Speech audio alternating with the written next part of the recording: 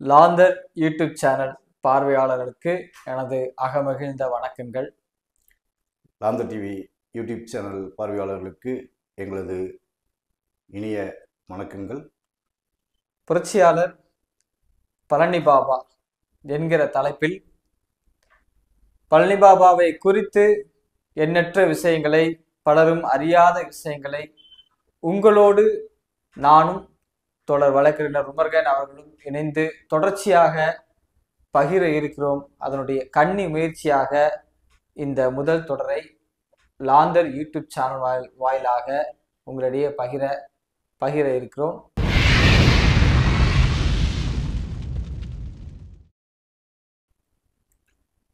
புரட்சியாளர் பழனி பாபா குறித்து கடந்த 2013ஆம் ஆண்டு நவம்பரில் தொடங்கி இன்றளவு சற்றேறக்குரிய 11 ஆண்டுகள் கடந்து அவருடைய வாழ்வை முழுமையாக ஆவணப்படுத்தக்கூடிய பயணத்தை நானும் தோழர் உமர்கன் அவர்களும் இணைந்து தொடர்ச்சியாக முன்னெடுத்து வருகிறோம். இதை பழனி பாபாவுடைய மாணவர்கள், பழனி பாபாவை பின்பற்றுவர்கள், பழனி பாபாவை அறிந்தவர்கள் எண்ணற்றவர்களும் இந்த விஷயங்களை அறிந்தே வைத்திருப்பார்கள்.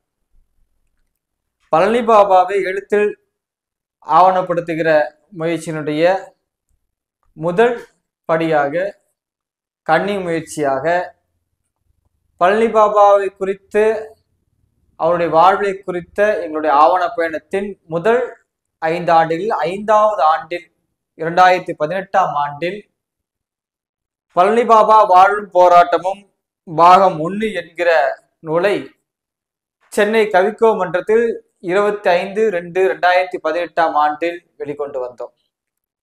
பழனி பாபாவை குறித்து வாசித்து தெரிந்து கொள்பவர்களுக்கு, பழனி பாபா யார், இந்த பழனி பாபா என்று தேடுதல் கொண்டவர்களுக்கு அந்த புத்தகம் நிச்சயமாக ஒரு கையேடாக, ஒரு கைடாக இருக்கும் என்பது அதை வாசித்தவர்கள் கட்டாயம் உணர்ந்திருப்பார்கள். அந்த நூலை மேற்கோள் காட்டி அநேக பேர் இதை வெளிப்படுத்தி இருப்பதே அதற்கு சான்று. அதேபோல் பழனி பாபாவுடைய எழுத்துக்களை தொகுத்து, அவருடைய கட்டுரைகளை தொகுத்து பழனி பாபா ஏடும் எழுத்தும் என்கிற நூலையும், அவருடைய கடிதங்களை தொகுத்து பழனி பாபா தங்கைக்கு கடிதம் என்கிற அந்த புத்தகத்தையும் நாங்கள் கடந்த 2019, 2021 ஆகிய ஆண்டுகளில் வெளிக்கொண்டு வந்தோம். இந்த 2 நூல்களுமே பழனி பாபாவை குறித்து இன்னும் பல விஷயங்களை நீங்கள் அறிந்து கொள்வதற்கு மிக முக்கியமான ஒரு புத்தகங்கள் என்று குறிப்பிட வேண்டும். அதே சமயம் பழனி பாபாவை குறித்த வீடியோக்கள் அல்லது அவருடைய உரைகள், பல உரைகள் இங்கு கிடைக்கப்பெறாமலே இருந்த சூழலில் அது இங்கே வெளிக்கொண்டு வருவதற்கும் எங்களால் இயன்ற முயற்சிகளை, உதவிகளை நாங்கள் முன்னெடுத்திருந்திருக்கிறோம். இந்த சூழலில் பழனி பாபாவை குறித்து பலரும் வீடியோக்களில் பேச வந்திருக்கக்கூடிய தருணம் இன்று அதிகரித்திருக்கிறது. இதற்கிடையே இந்த சூழலை முன்னுணர்ந்து கடந்த 2020ஆம் ஆண்டு பெருந்தொற்று காலத்தில் நானும் தோழரும் இணைந்து பழனி பாபாவை குறித்த சில புரிதல்கள் என்கிற வகையில் ஒரு தொடரை ஆரம்பித்தோம். அது தொடர்ச்சியாக கொண்டு வர இயலவில்லை. இப்பொழுது பழனி பாபாவை குறித்து உரையாடல்களும் பேசுபொருளும், அவரை குறித்த வீடியோக்களும், அவர் குறித்த நேர்காணலும் நிறைய யூடியூப்பில் வந்து கொண்டிருக்கிறது. ஆனால் அவரை குறித்த ஒரு மிகைப்படுத்தல்களும் அதே சமயம் புரிதலற்ற ஒரு போக்கையும் அங்கே காண முடிகிறது. இந்த சூழலில் பழனி பாபாவை குறித்து ஒரு தெளிவான ஒரு புரிதலை உங்கள் முன் பகிர்வது எங்களுடைய கடமை என்று நாங்கள் உணர்ந்ததன் அடிப்படையில் பழனி பாபா, புரட்சியாளர் பழனி பாபா தொடரை லாந்தர் யூடியூப் சேனல் வாயிலாக உங்களுக்கு வழங்குகிறோம்.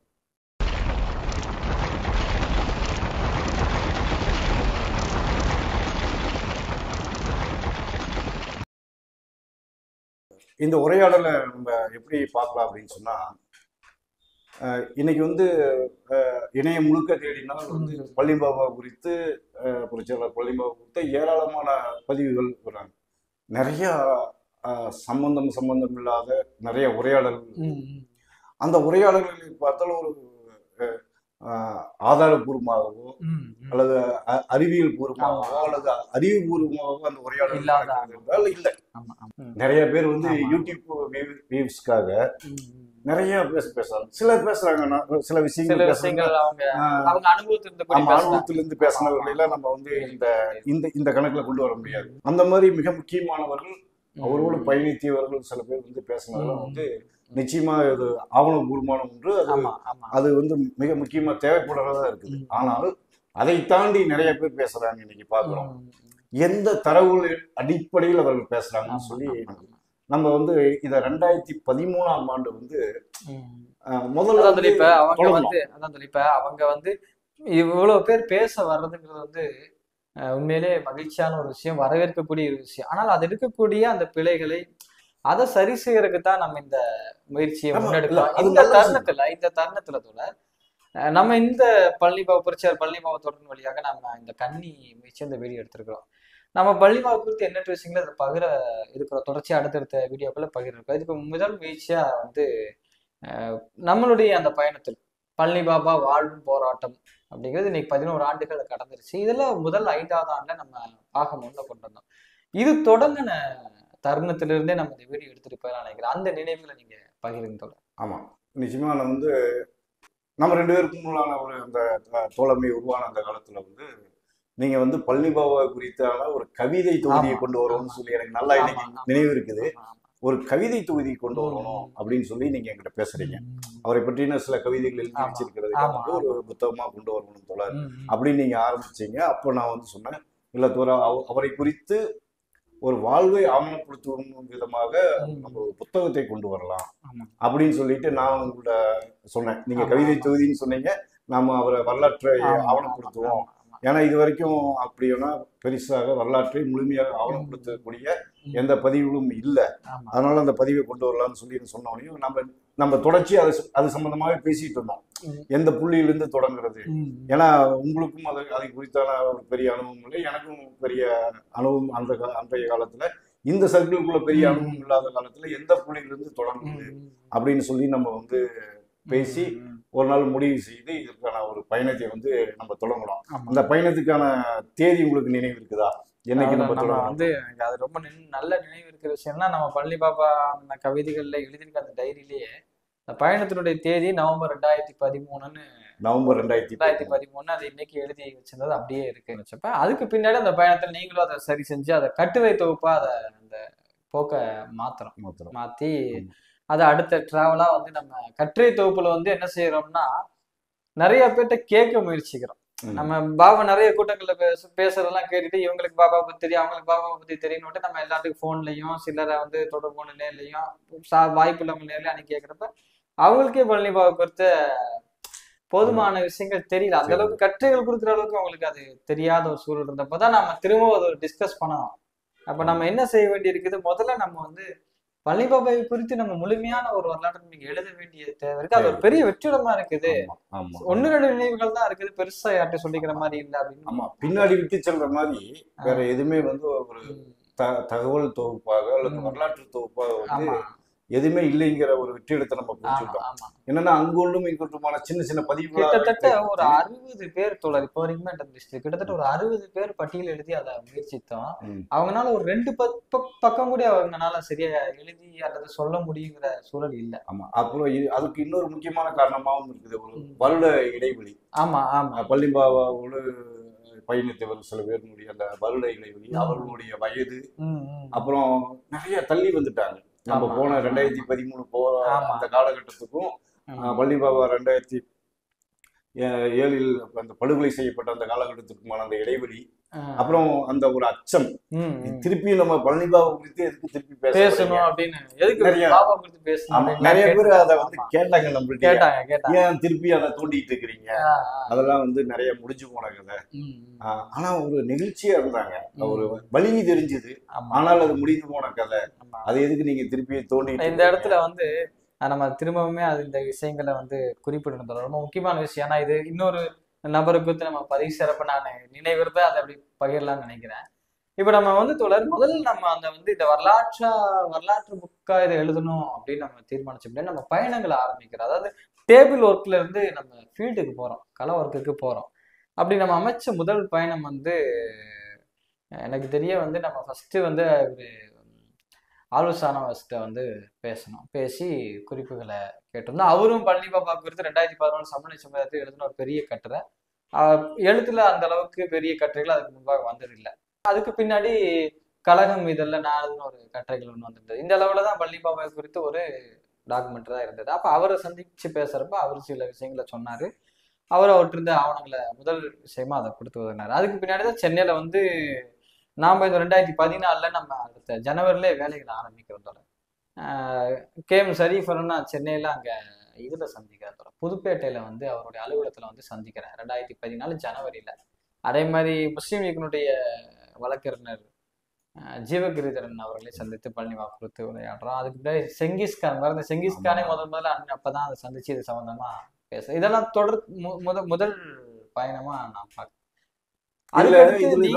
இணைஞ்சு வந்து இங்க போறோம் தோழர், ஆய்க்குடிக்கு போறோம். ஆமா, அது உங்களுக்கு ஆனா முதல்ல வந்து எனக்கு இன்னும் என்னன்னா, நம்ம இந்த பயணத்தை தொடங்குனது முதல்ல இதை முடிவு பண்ணி இந்த பயணத்தை தொடங்குனது வந்து ஆய்க்குடியிலிருந்து. ஆமா, ஆய்க்குடியிலிருந்து புரட்சியாளர் பழனி பாபா விதையான அந்த ஆய்க்குடியிலிருந்து. இதை நான் சொன்ன இந்த சென்னையில போய் சென்னை பயணம் கட்டுரைகளை வந்து முழுமையான வரலாற்றுக்குள்ள அது டிராவல் போகல. இல்ல, அப்பதான் நமக்கும் வேற மாதிரி என்ன தோணுச்சுன்னா, இத கட்டுரை தொகுப்பு அப்படிங்கறதுல இருந்து இது ஒரு வரலாற்று ஆவணமாக கொண்டு வரணும். அவர்களுடைய பிறப்பிலிருந்து இறப்பு வரைக்குமான ஒரு வரலாற்று ஆவணமாக தொகுக்கணும். அவரு கிட்டத்தட்ட அவர்களுடைய ஒரு வாழ்க்கை வரலாறு, பயோகிராபி அப்படிங்கிற அந்த அடிப்படையில அதை கொண்டு வரணும்னு சொல்லிட்டு நம்ம இது முடிவு பண்ணோம். அந்த பயணங்கள்ல நிறைய பேர் இதுல வருத்தமான இன்னொரு செய்தி என்னன்னா, அந்த பயணத்தில் சந்தித்த நிறைய ஆளுமைகளை வந்து இன்னைக்கு நம்ம இடையே இல்லை. நம்மகிட்ட இல்ல, ஒரு சில முக்கியமான நபர்கள் தவறி ரொம்ப முக்கியமான. அதுக்குமே நம்ம அந்த பயணம் ஆரம்பிச்ச இடத்தை நம்ம குறிப்பிடணும். நம்ம ஆய்க்குடியில இருந்து ஆரம்பிக்கிறோம். ஆமா, அவங்க பாபாவுடைய தாய் மாமா அப்துல் ரஹ்மான் அவர்கள், மறைந்த சின்னத்தம்பி அப்துல் ரஹ்மான் அவர்களை வந்து நம்ம ஆய்க்குடியில சந்திச்சு பேசுறோம். அவங்க மனைவியும் அங்க அவங்களும் மறைஞ்சிட்டாங்க. அவங்கள்ட்ட நம்ம சந்திச்சு பேசணும். அவங்கள்ட்ட நிறைய ஆவணங்கள் சொல்லி நம்ம சில விஷயங்கள் நம்ம தேடணும். அவங்கள்ட்ட ஆனா எந்த ஆவணங்களும் இல்லை.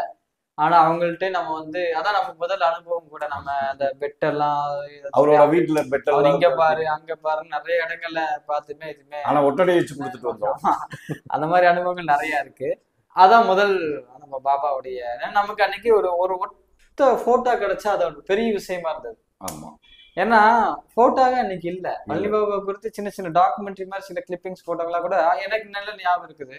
ஆயில் பெயிண்டிங் நானே ஒரு வேலையில மதுரையில ஆயில் பெயிண்டிங் தான் கொடுத்துருந்தேன் பாபாவுடைய போட்டோக்கா. 1-2 போட்டோ தான் இருந்தது. அந்த சூழல்ல பாபா குறித்து ஒரு போட்டோ நமக்கு முதல்ல கிடைக்கிறப்ப அது ஒரு பெரிய விஷயமா இருந்தது. அது வந்து நமக்கு வந்து அடுத்தடுத்து நம்ம டிராவல் போறப்ப கிடைக்குது. மீண்டும் நம்ம வந்து இங்க போறோம்னு நினைக்கிறேன் தோழர், பொள்ளாச்சி ஆனமலைக்கு போறோம். அங்கதான் நமக்கு வந்து பலிபாபா அவர்கள் பயன்படுத்திய கார் இருந்துச்சு. ரொம்ப முக்கியமா அந்த ரோவர், ஒயிட் கலர் ரோவர். ஏன்னா நம்ம வந்து ஜீப்பை தான் பார்த்திருக்கிறோம். போட்டோக்களை பார்த்தோம். அப்புறம் கோவை நீதிமன்றத்துல நிப்பாட்டி இருந்தது. அதுக்கு முன்னாடி முதல்ல பாபா அந்த காரை 2 கார் இருந்தது. ஆமா ஆமா, கிட்டத்தட்ட பழைய இத்து போற நிலையில 2 கார்களை வந்து அங்க ஆனமலையில வந்து பின்னாடி வீட்டுல ஒரு பின்னாடி செட்ல வச்சிருந்தாங்க. அந்த காரை வந்து நம்ம ரொம்ப பிரமிப்பா அந்த காரை பார்த்தோம். அதே போல வந்து அவங்களுடைய தங்கை பாபாவுடைய தங்கை ரஜினா அம்மா அவர்கள் வந்து அங்க நம்ம அவங்கள இருந்தாங்க. அது ஒரு ரமலான் மாசம் 2014 ரமலான் ஆரம்பம். அப்ப வந்து நம்ம அவங்கள அங்க அவங்கள சந்திச்சு அவங்கள்ட்ட பேசி அவங்க ஞாபகம் இருக்கு. நம்ம அவங்க வீட்டுல தான் ஃபர்ஸ்ட் அந்த இஃப்தார்ல இருந்தோம். அப்போ அவங்கள்ட்ட பேசி அவங்கள்ட்ட வந்து அவர்கிட்டையும் அவங்களுடைய கணவர்கிட்டையும் அவங்களுடைய 2 மகன்கள்கிட்டையும் நம்ம வந்து அஸ்கர் ஆமா அவர்கிட்டையும் நம்ம வந்து அதே நாள்லதான் நம்ம அவரு பாபாவுடைய அண்ணன் கரிகாலன்ங்கிற அசரப் அலி அவர்களை சந்திச்சு பேசணும். அவர்கிட்டே அதை பேசணும். அது வந்து இவரோட வீட்டுல வச்சு பாபாவுக்கு ஒரு வயசு அவர் மூத்தவரா இருந்தாரு. அவர் வந்து இவரு நம்ம அஸ்கர் அவர்களோட வீட்டுல வச்சு நம்ம பார்த்து பேசணும். அப்புறம் அந்த வீட்டுல வந்து பரன் மேல ஒரு சாக்கு மூட்டை, சாக்கு மூட்டை காருக்கு எடுத்து இந்த காருக்கு அது இதுக்கு மேல பரன் மேல வந்து பாதி அரித்த நிலையில இருந்த இந்துஸ்தானத்திற்கு ஆபத்து, இந்துக்களுக்கு ஆபத்து, ராமகோபாலருக்கு மறுப்பு அந்த புத்தகத்தை தடை செய்து அந்த புத்தகத்தை எழுதியதற்காகவே புரட்சியாளர் பழனி பாபா அவர்கள் அன்றைக்கு இருந்த ஐயா கருணாநிதி அரசு திமுக அரசினால் வந்து கைது செய்யப்பட்டு 8 மாதம் தேசிய பாதுகாப்பு சட்டத்துல NSA சிறையில் வச்சிருந்தாங்க. பல மேடைகள்ல அவர் பேசியிருக்காங்க. அந்த மூட்டையில ஒரு சின்ன மூட்டை, அதுல வந்து அந்த புத்தகங்கள் கிடைச்சது நமக்கு. அதை தவிர அவங்க வீட்டுல வேற எந்த ஆவணங்களும் நமக்கு இல்ல. முக்கியமா நம்ம அந்த பயணத்துல இந்த விஷயங்கள்லாம் தொடக்கம். அப்ப ஒத்த பேப்பர் கிடைச்சா கூட ஒரு பெரிய விஷயமா நமக்கு சந்தோஷம் இருந்தாங்க. மொத்த பேப்பர் கிடைச்சா சந்தோஷம் அப்படிங்கிற அந்த கண்டிஷன்ல தான் நம்மளுடைய தொடர் பயணத்துல மொத்த பேப்பர்களும் நம்மளுக்கு கிடைச்சு. மிக மிக மொத்த பாபாவை குறித்து அநேகமாக ஆவணங்கள் இன்னைக்கு நம்ம கையில முழுமையான ஆவணப்பட்டு நம்ம எழுத்து பணிக்காக வச்சிருக்கிறோம். அது பொது உடைமையான ஒரு விஷயம் தான். அதை நம்ம இறுதியில பேசலாம். இந்த தொடர் இப்ப நம்ம வந்து இந்த பயணத்துல அடுத்த கட்டமா நம்ம போனது வந்து அவருடைய இன்னொரு சகோதரர் நம்ம பார்த்து பேசணும். அவரும் முக்கியமான ஒரு சந்திப்பு நம்ம குறிப்பிட்டாக வேண்டிய ஒரு சந்திப்பு. அவரே நம்ம பொள்ளாச்சியில சந்திச்சோம். அவர் வந்து அவரும் இன்னைக்கு நம்மளுடைய அவர் இல்ல நம்ம கிட்ட. நம்ம அதுக்கப்புறம் பாத்தீங்கன்னா தொடர் இதுக்கு அடுத்து இதெல்லாம் முதல்ல பாபாவுடைய இந்த குடும்பங்களுக்குள்ள பயணிச்சுட்டு இருக்கிறோம். இப்ப இன்னொருத்தர் பாபாவுடைய பேர் சொல்ல வேண்டியது இல்லை. இப்ப நம்ம ரொம்ப முக்கியமான தளத்துக்கு நமக்கு உதவுனதுல வந்து அவர் நம்ம பாபாவுடைய சகோதரர் லியாக்கத் அலி குறிப்பிடலாம். அதே சமயம் பாபாவுடைய குடும்பத்துல போதுமான தகவல் நமக்கு கிடைக்கலன்னா கூட இதுக்கு மேல நம்ம குறிப்பிட்டவங்களாம் நம்ம முகம் கொடுத்தாங்க, பேசினாங்க. அவங்களுக்கு என்ன தெரியுமோ அதை அவங்ககிட்ட என்ன அவங்களுக்கு தெரிஞ்சுமோ அல்லது என்ன வகையில கேள்விப்பட்டிருந்தாங்களோ அல்லது அவங்ககிட்ட என்ன இருக்குதோ இல்ல ஏதோ ஒரு முயற்சிகளை நமக்கு ஒத்துழைப்பு செஞ்சாங்க. இதே பாபா குடும்பத்துல நம்ம இன்னொருத்தரையும் சந்திக்கிறோம். அவர் வந்து பாபா குறித்து பேசவே வராதீங்கன்னு சொல்லி ஒரே போட்டது நமக்கு. நீங்க இதுக்கு முன்னாடி சொன்ன விஷயத்துல எனக்கு அதுதான் ஞாபகம். பாபா குறித்து ஏன் பேசுறீங்கன்னு ஒரு பதட்டம் அவர்கிட்ட இருந்தது. மத்தவங்க எல்லாம் வீட்டுக்கு வாங்கன்னாங்க. வீட்டுக்குள்ளதான் சந்திச்சு எல்லாத்தையுமே.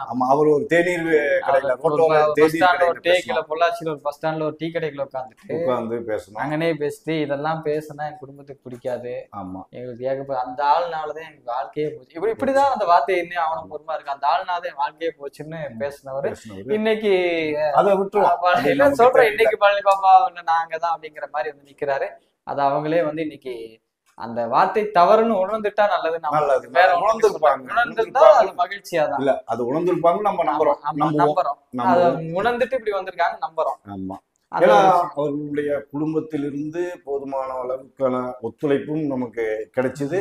அதே மாதிரி அவர்களுடைய குடும்பத்தில் இருந்த ஒரு சிலர்னால வந்து நமக்கு வந்து சில சங்கடங்களும் நேர்ந்தது.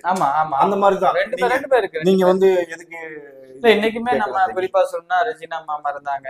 சரி, இப்ப நம்ம ரூபின் அம்மா இருக்கிறாங்க. அவங்கள ரொம்ப நல்லா நம்மள்ட்ட ரொம்ப நல்ல பாசமா பேசுவாங்க. அவருடைய இன்னொரு சகோதரரான பக்ருதீன் அவர் ரொம்ப அவருடைய பயணத்துல ரொம்பவே அவர் வந்து ரொம்ப அதிகமா நமக்கு உதவி செஞ்சிருக்காரு. அவங்களுடைய தாயார் நமக்கு நிறைய நினைவுகளை வந்து இளைய தாயார் இளைய தாயார் அவர்கள் வந்து நம்மள்ட்ட நிறைய விஷயங்களை வந்து நம்மள்ட்ட பகிர்ந்துக்கிட்டாங்க. அது மாதிரி நமக்கு கிடைச்சது. ரூபினாமா நம்ம இன்னைக்கு எங்க பார்த்தாலும் ரொம்ப ரொம்ப இதாதான் அன்பாதான் நம்மள்ட்ட. அதே மாதிரி பள்ளி பாபா அவங்களுடைய இளைய தாயாரும் வந்து நம்ம எங்க பார்த்தாலும் நம்மளுடைய அன்பா பேசி எப்படி பண்றீங்க, அம்மாவை மறந்துட்டீங்களா அப்படிங்கிற அளவுக்கான அவங்களுடைய செயல்கள் இன்னைக்கு இருக்குது. அப்படியான நிகழ்ச்சியான விஷயங்களையும் நம்ம வந்து சந்திச்சோம். அதே மாதிரி ஏற்கனவே குறிப்பிட்டது மாதிரி மிக சங்கடமான சில சந்திப்புகளும் பண்ணணும். அதற்கு பிறகு புரட்சியாளர் பழனிபாபா சில சங்கடமான விஷயங்கள் ஒரு சில இந்த பணிகளை விரும்பாத அல்லது வந்து இந்த பணிகள் மூலம் ஏதாவது தங்களுடைய அரசியலுக்கு ஆபத்து வந்துருமோன்னு சொல்றீங்களா? அது என்ன நடந்துருச்சுன்னா, அது நம்ம வந்து அப்ப போய் வந்து பாபாவோட வரலாற்று குறித்தெல்லாம் பேசல. நம்ம வரலாற்று ஆரம்பிக்கிறப்ப ஆய்குடியில இருந்து தான் பயணம் இப்படி பொள்ளாச்சிக்குள்ள போகுது. அப்ப நாமகளாதான் அடையாளமாகி போனோம். இப்ப நீங்க ஒரு வழக்கறிஞரா இருக்கிறீங்க, அவங்க வந்து ஒரு வகையில உங்களுடைய ஒரு கிளைண்ட் அடிப்படையில் கூட உங்களுக்கு முன்னரே அவங்களோட தொடர்புகள் இருந்தது. உங்களுக்கு குறிப்பா ஒரு அஸ்கரோட எல்லாம் ஒரு தொடர்புகள் இருந்தது. அதை பயன்படுத்தி தான் நம்ம அந்த அறிமுகத்துலதான் போய் பேசணும். அந்த அறிமுகத்துலதான் நம்ம அவங்கள்ட்ட பேசினாங்க, எல்லாம் சொன்னாங்க. பிற்பாடு முகநூல்ல வந்து இவர் பேரை சொன்னாலதான் உள்ள விட்டாங்க, அவர் பேரை சொன்னால்தான் உள்ள விட்டாங்க. ரொம்ப மோசமான ஒரு பதிவுகள் இருந்தாங்க. அது உண்மை என்னங்கிறது என்ன சங்கடம்னா, உண்மை என்னங்கிறது சம்பந்தப்பட்டவங்க தெரிஞ்சிருக்கும், நல்லாவே தெரியும். அப்படி இருக்க இல்ல அப்படிலாம் கிடையாது, எங்களுக்கு அவங்களை பர்சனலா நல்லாவே தெரியும் அப்படின்னு ஒரு மறுப்பு சொல்லிருக்கலாம். ஆனா சொல்லாம விட்டதுங்கிறது சில வருத்தங்கள். இந்த சூழல் நம்ம பயணத்தை மறுபடியும் அடுத்த பக்கமா போறதில்ல, சென்னைக்கு போறோம். குறிப்பா வந்து ரொம்ப முக்கியமான பயணம். சென்னையில் நம்ம வந்து இவங்களை சந்திக்கிறோம். பாபாவுடைய வளர்ப்பு மகள் புனிதா புனிதா சந்திக்கிறோம். புனிதா யூசுப் அவங்களை சந்திச்சோம். 2014 அவங்களை சந்திச்சோம். அது ரொம்ப முக்கியமான சந்திப்பு. அப்பதான் வந்து நமக்கு வந்து ரொம்ப கலர்ஃபுல்லான புகைப்படங்கள் வந்து ரொம்ப அற்புதமான புகைப்படங்கள் கிடைக்குது.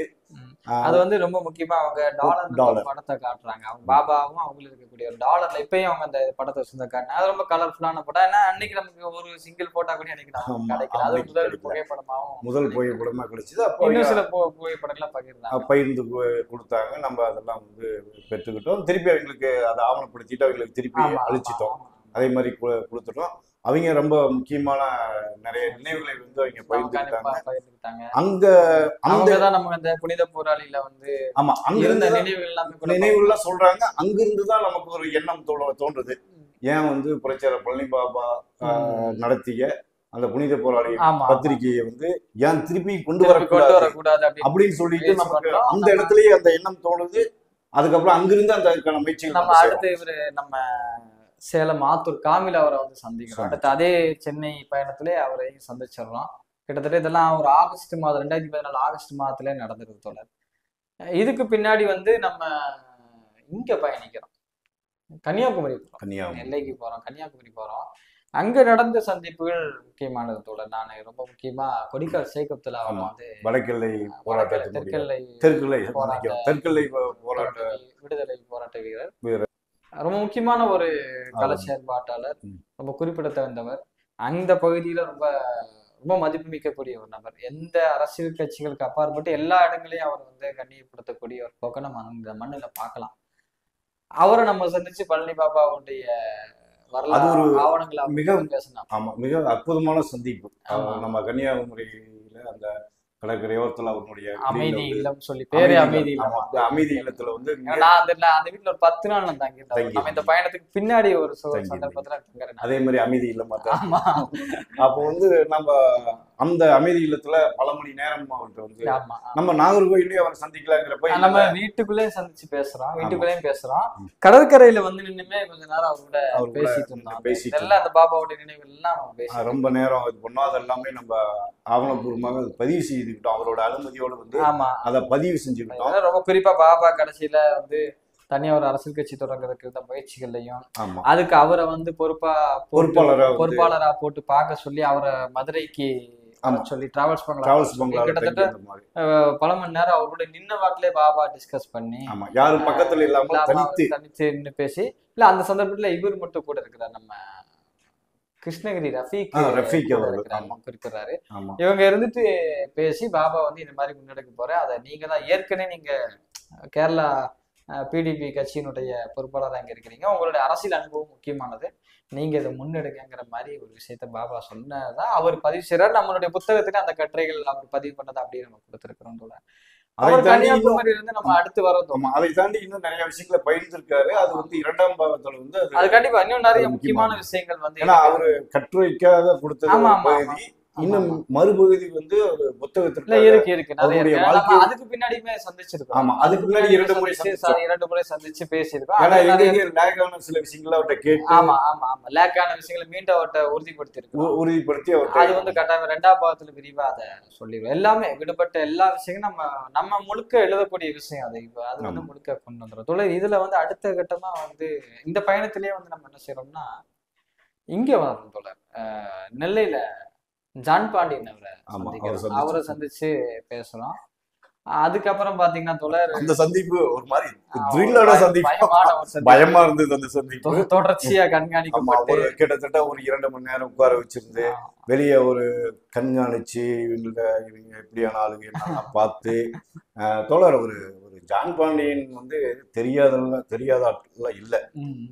அவரு நான் 92ல இருந்து 95 வரைக்கும் நான் வந்து கோவை சிறையில் இருக்கிறப்போ அவர் வந்து ஒரு கொலை வழக்குல கோவையில் நடந்த ஒரு கொலை வழக்குல வந்து சிறைக்குள்ள இருக்காரு. அப்போ சிறையில நம்ம தோழர்கள் நாங்கள் வந்து அதிகமான ஒரு செல்வாக்கூட அங்கே இருக்கிறோம். என்னன்னா நம்ம அங்கே இருக்கிற சிறைவாசிகளுடைய உரிமைகளுக்காக நிறையா அந்த போராட்டங்கள்லாம் செய்யறதுனால தொடர்ச்சியாக நம்மளை அங்கே நம்ம அது போக நம்ம வந்து தேசிய பாதுகாப்பு சட்ட சிறைவாசியாகவும் இருக்கிறப்போ அவர் வராரு, அவர் தெரியும் நமக்கு. ஆனா இந்த 95 டு 2, அதாவது 92 95 3 வருஷம் உள்ள இருக்கிறோம். 95க்கு அப்புறம் நீங்க பாத்தீங்கன்னா எத்தனை வருஷம்? நம்ம 2014 சந்திக்கிறோம். இந்த குறுகிய கட்டத்துல வந்து அவனுடைய அந்த இது இருக்கு இல்லைங்களா, மாற்றம், அந்த வளர்ச்சி போயிட்டு நம்மள எல்லாம் அப்படியே இது பண்ணி அப்புறம் ரூம்குள்ள போய் உட்கார வச்சு அவரு அதுக்கப்புறம் பின்னாடி ஒரு 4-5 பேர் வந்து நின்றுட்டு அதுக்கப்புறம் அவரு வந்து போறப்ப ஜன்னலை சுத்தி வந்து ஒரு மாதிரி பவுன்சர் மாதிரி தொடர்ச்சியா ஆளுங்க சுத்தி வந்துட்டே இருப்பாங்க. சுத்தி வந்துட்டே இருந்து அது ஒரு மாதிரி. அது போக அவரு ரொம்ப ஹைலைட்டா ரிவால்வர் எடுத்து அப்படி டேபிள் மேல வச்சாரு.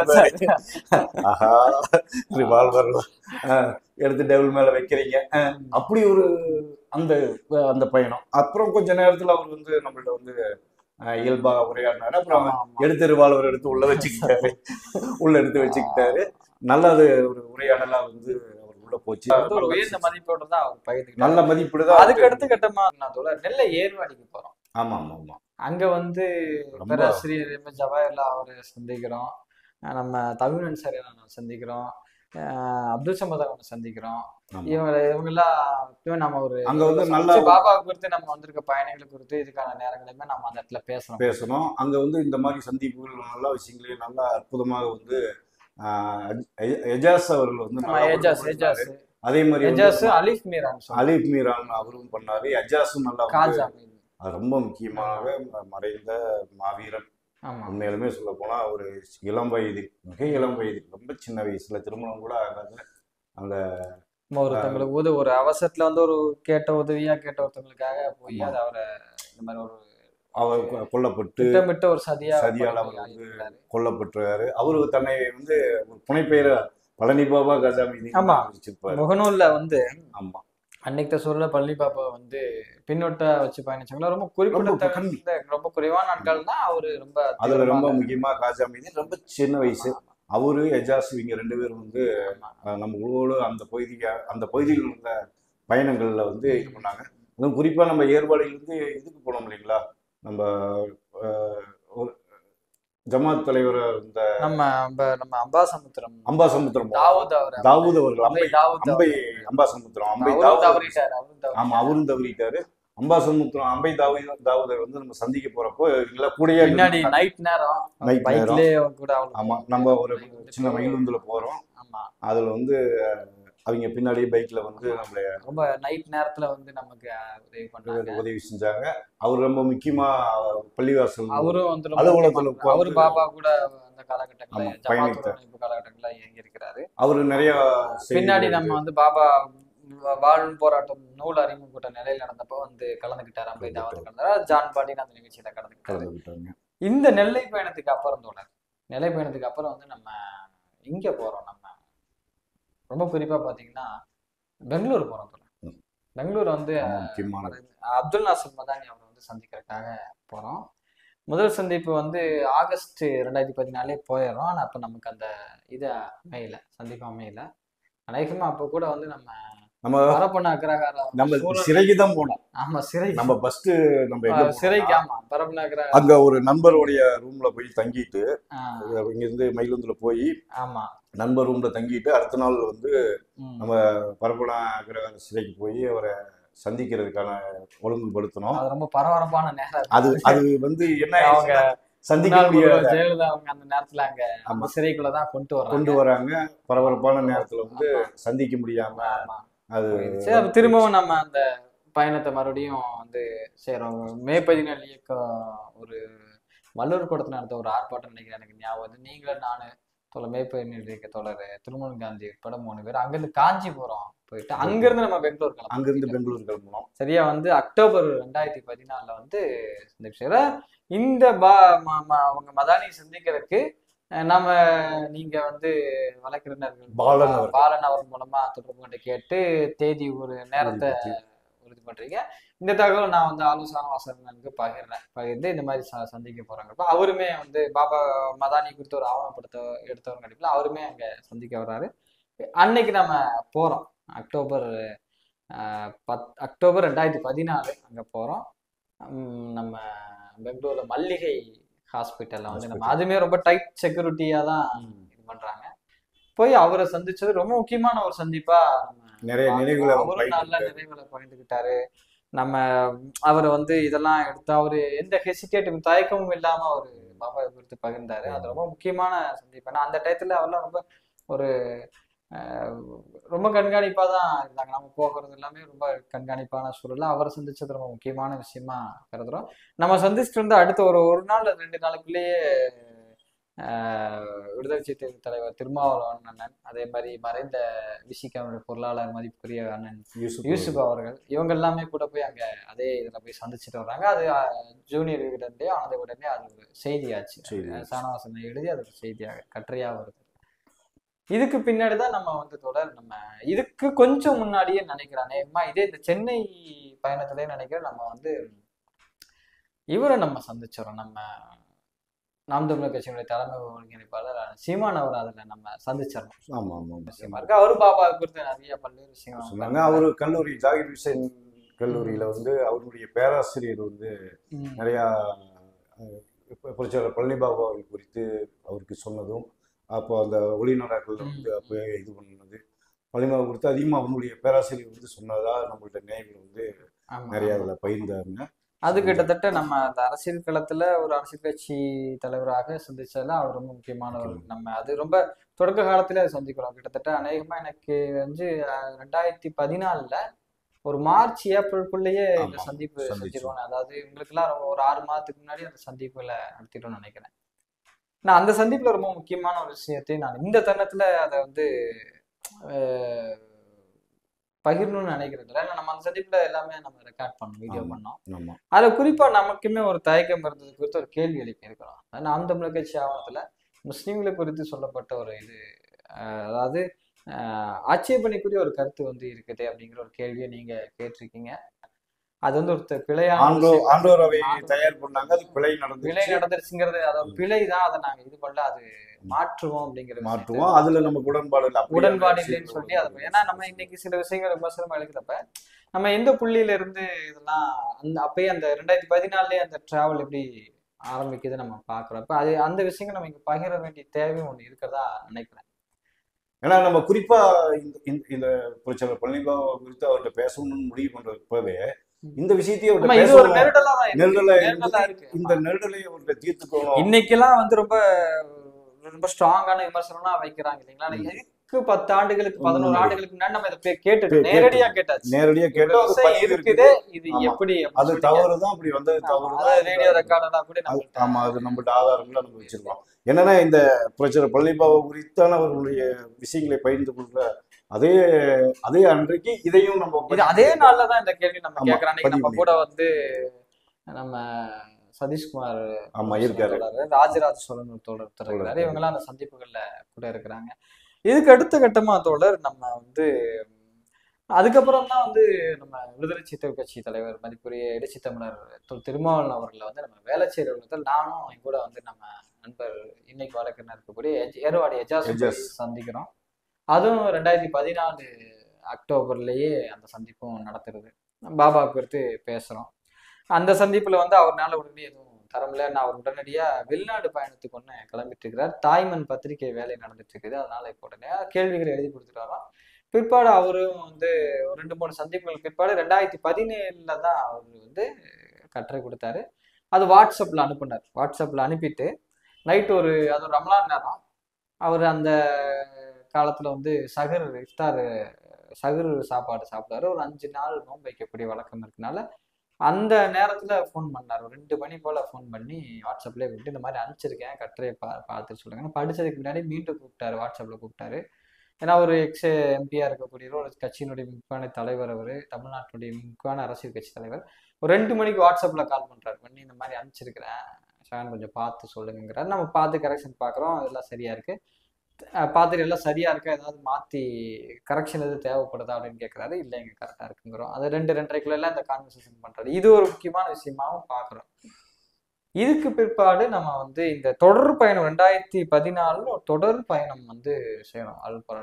இது வந்து எங்க 2016 டிசம்பர்ல வந்து இதுக்கிடையில என்ன நடக்குதுன்னா, நம்ம முன்னாடி நீங்க குறிப்பிட்ட மாதிரி பழனி பாபா நடத்தி கொண்டிருந்த இந்த வேலையில் நடுவுலயே அத நம்ம புனித யூசுப் அவர்களை சந்திச்சுட்டு வந்து நமக்கு இப்படி ஒரு சிந்தனை வருது. நம்ம புரட்சியாளர் பழனி பாபா ஏன்னா அது நமக்கு பெரிய சுமையா தான் இருந்தது. இந்த வேலையே பெரிய சுமையா இருக்கிறப்போ நமக்கு திடீர்னு ஆர்வக்கோளாறு நம்ம என்ன பண்ணணும், அது கொண்டு வரணும். ஆர்வக்கோளாறு இருக்கிறத விட தொடர் அது ஒரு முக்கியமான முக்கியமான ஆவணம். இல்ல ரொம்ப அது இந்த இதழ் வரலைன்னா கூட இன்னைக்கு அது இதழ் நடத்தின நிகழ்ச்சிகளுடைய ஆவணம் இல்ல. என்ன விஷயம்னா நம்ம ஏற்கனவே நம்ம 2013 தொடங்கி அப்படியே ரொம்ப சுத்திட்டு இருக்கிறோம். வேலைகளுக்கு எல்லாம் விட்டு சுத்திட்டு இருக்கிறோம். அப்போ திடீர்னு நமக்கு என்ன ஆகுது, இப்படி ஒரு வந்தவனே எதையும் கொண்டு வரணும், எதையும் விட்டக்கூடாது, அவரை ஆவணப்படுத்தணும், அவரை திருப்பி மறு உருவாக்கம் பண்ணணும், அந்த புனித போராலயத்துக்கு கொண்டு வரணுங்கிற ரொம்ப முக்கியமா நம்முடைய சிந்தனையை வச்சு அதை நம்ம வந்து ரொம்ப சிறமேற்று நடத்தணும். அந்த ஆண்டில் கொண்டு வரணும் அப்படின்னு சொல்லி நம்ம முடிவு பண்ணி அதுக்கான வேலைகளை தொடங்கணும். இந்த வீடியோவின் தொடர்ச்சி 2ஆம் பாகமாக வெளிவரும். புரட்சியாளர் பழனி பாபா என்கிற இந்த தொடர் நாங்கள் முன்னரே குறிப்பிட்டுள்ளபடி பழனி பாபா வாழ்வின் எண்ணற்ற விஷயங்களை உங்களோடு பகிரும் ஒரு முயற்சியே. அதாவது இத்தொடரின் பிரதானம் பழனி பாபா வாழ்வை விவரிப்பதே ஆகும். அதன் நிமித்தமாகவே பழனி பாபாவின் வாழ்வை ஆவணப்படுத்தும் எங்களது 11 ஆண்டு கால பயண பாதையின் 5வது ஆண்டில் வெளியான பழனி பாபா வாழ்வும் போராட்டமும் பாகம் 1 என்கிற புத்தகத்தின் பயண தடங்களை உங்களிடையே இந்த வீடியோவில் பகிர்ந்திருக்கிறோம். எங்களது பயண பாதைகளை பகிர்ந்து அதன் வழியாகவே பழனி பாபாவின் வாழ்வை காய்தல் உபத்தலின்றி அரசியல் சார்புகளின்றி லாந்தர் யூடியூப் சேனலில் உங்களுடன் பதிவு செய்ய இருக்கிறோம். லாந்தர் யூடியூப் சேனலை மறவாமல் சப்ஸ்கிரைப் செய்து கொள்ளுங்கள். இந்த தொடரின் அடுத்த வீடியோவில் புரட்சியாளர் பழனி பாபா நடத்திய புனித போராளி இதழை பத்திரிகையை கடந்த 2014ஆம் ஆண்டு டிசம்பர் மாதம் நாங்கள் மறுவெளியீடு செய்த நிகழ்வையும் அந்த பத்திரிகையை வெளிவர விடாமல் தடுத்த சதிகளையும் அதில் நாங்கள் எதிர்கொண்ட சவால்களையும் மிகவும் வெளிப்படையாக பேசவிருக்கிறோம். ஆகவே தொடர்ந்து புரட்சியாளர் பழனி பாபா தொடர்ந்து வாயிலாக பழனி பாபாவின் விறுவிறுப்பான வாழ்வை எதிர்பாருங்கள். நன்றி.